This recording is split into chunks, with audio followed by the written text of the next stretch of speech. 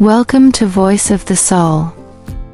Here on this channel, we explore emotional healing, inner truth, and spiritual evolution. Spiritual awakening is often described as a profound shift from ego-based illusion to a higher state of consciousness. But what many people don't talk about is the very human and sometimes subtle process that can follow, the rise of the spiritual ego. After awakening, a new form of ego can emerge, one that wears the mask of complacency. And that's the message we are going to explore today. How can we tell the difference between true spiritual wisdom and the spiritual ego? So please stay with me and let's begin. The spiritual awakening. At the heart of spiritual awakening lies a profound transformation, a shift in consciousness. We begin to move away from ego-based living, where our identity is tied to roles, achievements, and societal expectations, towards soul-guided awareness, where we experience life through presence, intuition, and inner truth. But this transition isn't always smooth. We are asked to let go of the familiar, not just what we consciously know, but also the deep subconscious patterns that have been running our lives on autopilot. These are the parts of us that seek validation, control, approval, and safety. And as these patterns begin to dissolve, fear often arises. This is where the ego resists, not because it's bad or wrong, but because its deepest fear is non-existence, the extinguishment of the narratives it uses to justify its own existence. The game ego loves to play. The ego's very fuel is its perception in the game of separation. To survive, it must fit in. To thrive, it must stand out. From early childhood, we are conditioned to live with a mind of separation. Society becomes the perfect breeding ground, a cultural system designed for the ego. We are programmed to believe that to become someone, we must either possess something or offer something. People are divided by economic and social status, appearance and physicality, intellect and talent, value and belief. This endless comparison and division are driven by the programmed ego, throwing us into a race that runs through whole lifetimes. Over time, we internalize deep fears. Fear of failure, fear of success, fear of rejection, fear of abandonment, fear of being ourselves. The list can go on and on. Even after awakening, the ego doesn't dissolve quickly. It simply evolves accordingly. If it can't win through material success, it will try to win in the spiritual arena. Enter the spiritual ego. This is where things get tricky.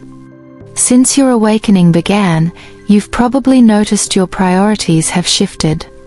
You no longer want to wear a mask just to fit in or please others. Material possessions no longer excite you, you're content with a simpler life.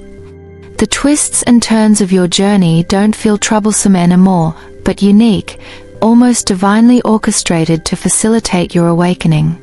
Your intuition sharpens. You hear inner guidance. You feel connected to something vast and unseen. You sense energy more acutely.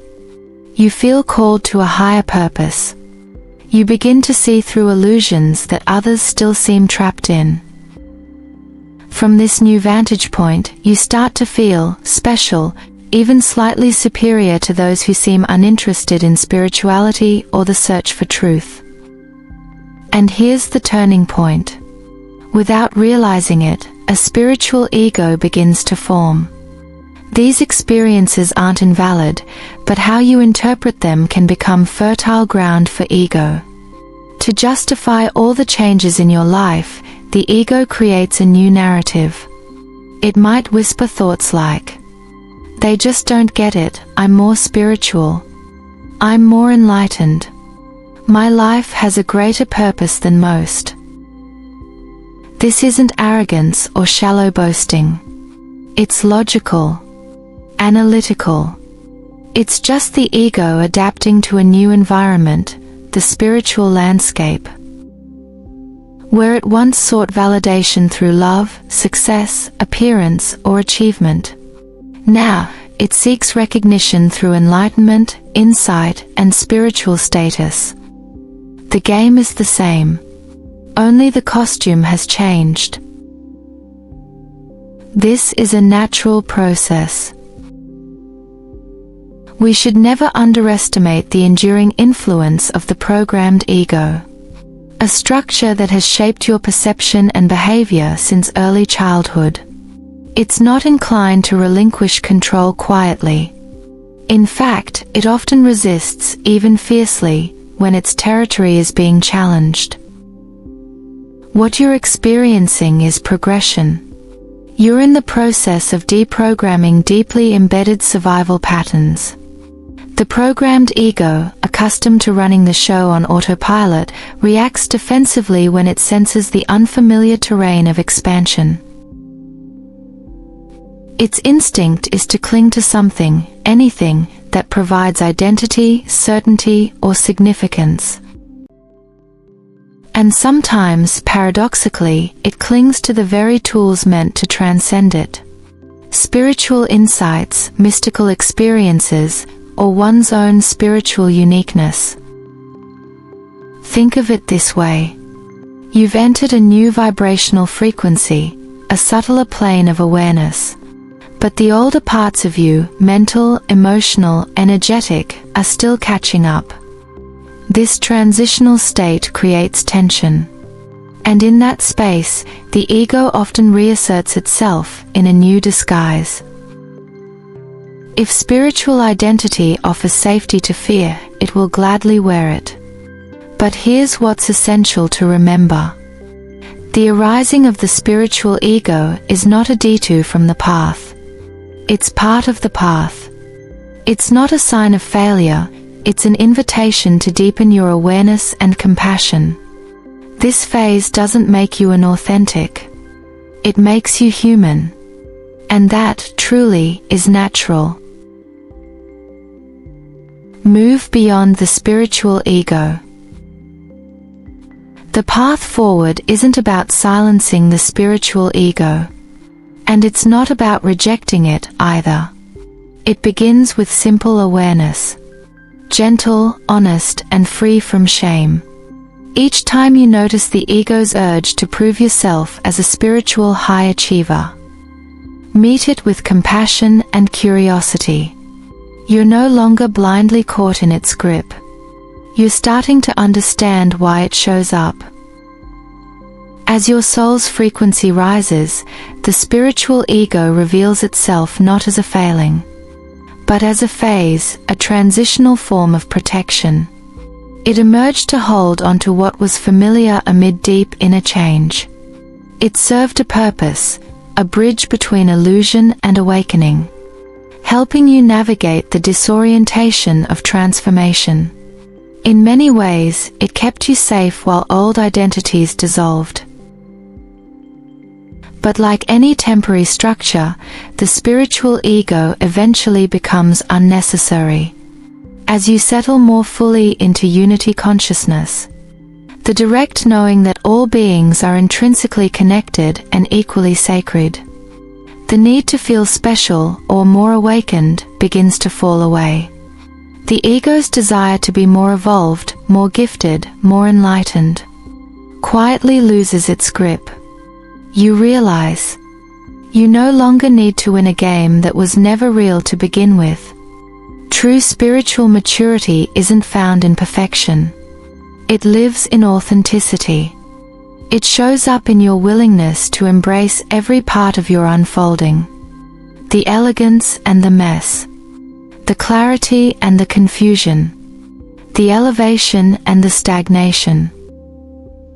On this journey of spiritual evolution, your task is not to achieve more. It is to observe and to be. You are not here to be perfect. You are here to be real. And in that realness, humble, open, and deeply human, healing and freedom naturally arise. Conclusion. If you've found yourself caught in the ego's quiet race, chasing more intuition, more insight, more enlightenment, know this: your curiosity is not anxiety. It's not deception. It's the aliveness of your consciousness in the midst of transformation. You are not falling behind. You're simply moving through a necessary phase of your evolution. The spiritual ego is certainly not your destination on this journey. It's just another layer to gently peel away toward your true essence. So, you're exactly where you need to be. Let's march on and walk along this path together. Thank you so much for tuning in Voice of the Soul. Until next time, stay anchored in your most powerful energy. Sending you love and light.